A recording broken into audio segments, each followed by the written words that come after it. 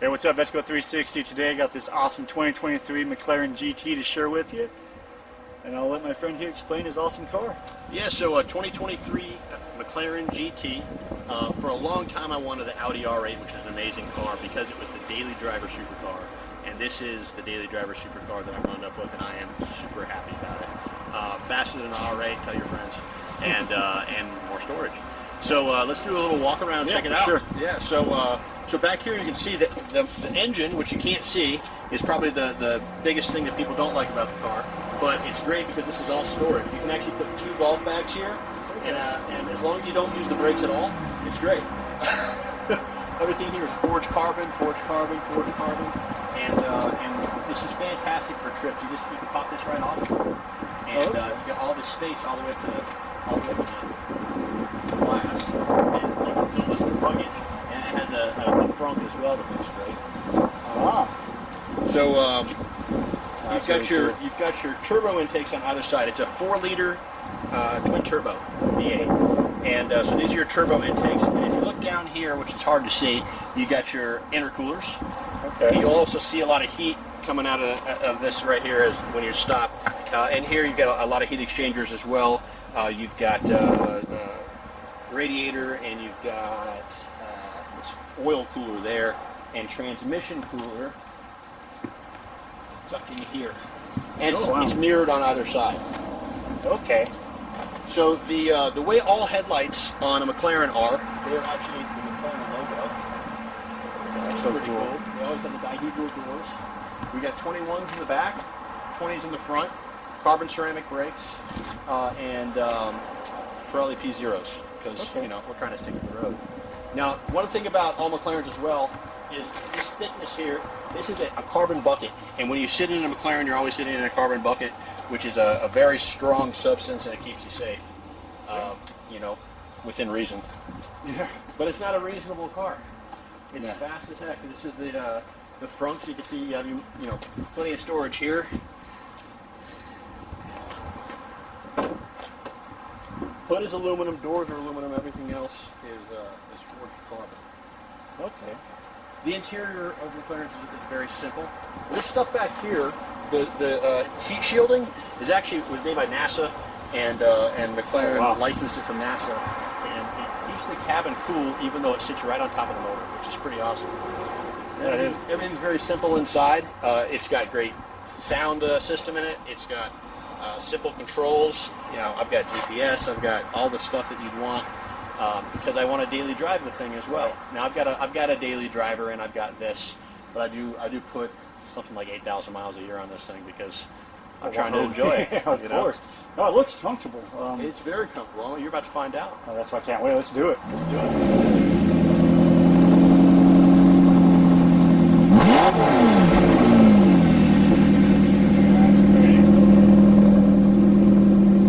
Let's go have some fun.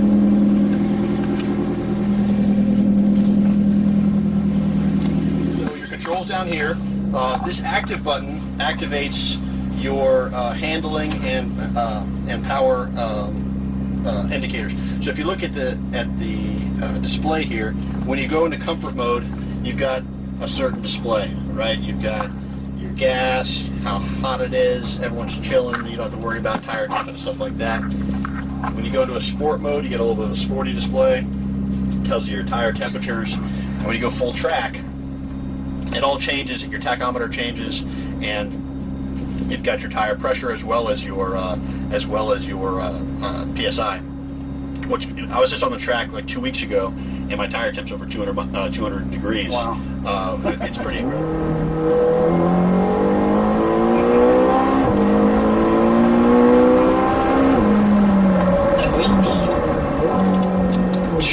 Yeah, I think It stops better than it nice. goes. Yeah, And we gotta warm the tires back up a little bit. We're probably in the 80s or 90s, but it just stops on a dime. This we got here on the road or something, a pillow or something. Yes.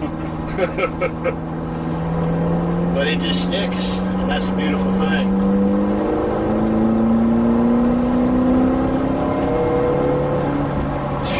Sure does, man.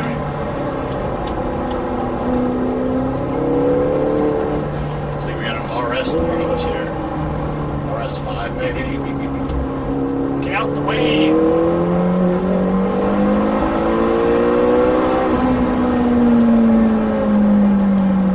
Up to 100, no problem. It just goes like stink. These Pirellis are pretty new. I've broken them in. I did an 800-mile car rally, and then I took them to the track, and it was rough on them. I got a pretty good navigation on this thing. Everything's touchscreen. The Apple Play and all that is Apple CarPlay and all that, which I don't always love. Like Apple CarPlay, I've had a few vehicles with Apple CarPlay. I just hated it, and I didn't even turn it on. But I think it's getting better, and I think the newer ones are going to have Apple CarPlay. Supposedly this is the last year. I think this is the last year of the GT, and then they go to the GTS, and the GTS has 12 more horsepower, and it's basically the same car. A couple little design features so they can toss an S on it.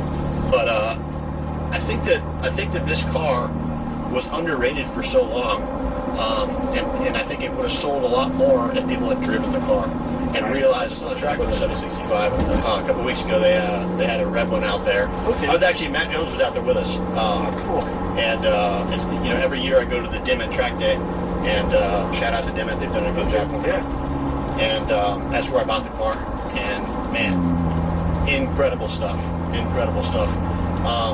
I've really enjoyed the ownership of this thing. I've done 2 car rallies, I've done 2 track days, and the mechanical issues that I've had is almost none. What'll happen with any hand-built supercar, you'll get a warning light, and what's interesting about this car, it's got a lithium-ion battery. It's like $7,000 to replace this battery. You got to plug the battery in to a tender, which is pretty standard stuff, And when you do that, it tends to clear all your codes, and it can kind of start fresh because some of the codes are just false readings. But I think I've had 3 codes on the street, and I've had a couple times on the track. I've had an engine speed too high. I'm just like, oh, thank you. But that means it's getting a little warm. This particular car has had a few issues with getting too warm on the track. But before this year, it was catalytic converter stuff. This year, it's had a lot less catalytic converter stuff. They took the ballasts out, so you got a really great tone.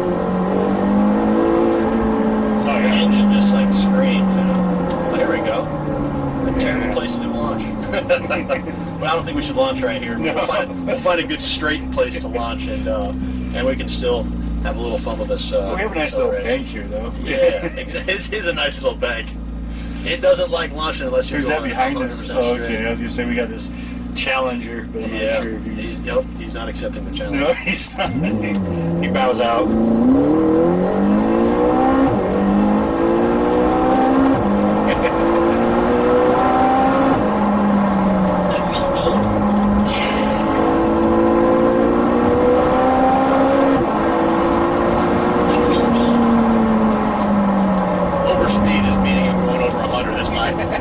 Let you know. Yeah.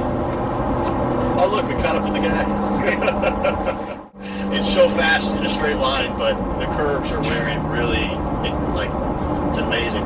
And the electronics on it make it so the everyday driver could take the thing on the track, and they probably won't mess up.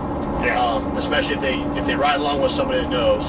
The electronics, you'll feel it in a corner. I won't have full acceleration because the inside tires will be lightly slowed down to get you around the corner, and then not until you fully straighten out your tires do you get that full acceleration back. You can turn that off, of course, and there's 3 different modes. There's ESV, which is full, ESV dynamic, which is kind of a hybrid of no safety in that, and then ESV off, which is honestly with any 600 and some horsepower car. Turn it off if you know what you're doing and can afford to buy another one. Right? Yeah, that's. But I was talking with somebody else. That's basically exactly what you just said. Is like you almost have to try hard to crash one of these or to ease control. You do. When you hear about somebody crashing, you're like, what'd they do? Or maybe they had a blowout. If you don't have any tire pressure, all of a sudden It's hard to correct that with any vehicle. But they are very, you know, they read you the way you read them. It's a great car to drive. I mean, it's smooth. I mean, on those corners and stuff, I'm 100% comfortable with one hand on the wheel. Yeah. I mean, like it makes you comfortable when you drive it. You love driving it. You still get that great, you know, pump in your chest and just pushing you back. And you know, I love when you're doing 100 and you put the pedal all the way down and it still pushes you back in the seat. You're like, oh my gosh. How much more can I do? Yeah, in this car was, I built the thing on McLaren.com, and then I went in, and Matt Jones is like, hey, how you doing? How can I help you? And he said, we just took this one, and it was the car I built online, like earlier that day. You know, it was just like serendipitous. He said, we get one of these a month, and we just got this one in. There's 30-something colors. Oh, yeah. Right? The interior was one color lighter than the other one. I've seen the other interior. This is I like better. So so I was really happy. But the one thing that's this place right here, this roof they actually have you seen it? The one that auto darkens, or you can actually darken it with the slider of your finger. And then it'll put a darker tint on the glass. I think that's just stuff. And I just love this car. I love the spec on it. I love the way it drives. I love the way it feels. I love the way it handles. It's, you know, you get a car like say a GTR, and GTR is an amazing vehicle. It's fast as hell, and the whole time you drive it, you feel like it wants to kill you. Yes. It's a fire-breathing dragon. And this thing, you know, and it's faster on the drag strip. You know, it's stock faster on the drag strip. But this car is like that, but refined. I mean, you've got all this horsepower, you've got all this power, and it's a pleasure to drive all the time. This thing is great.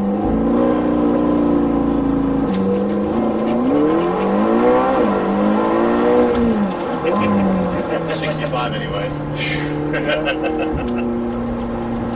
And it's fun. It's fun.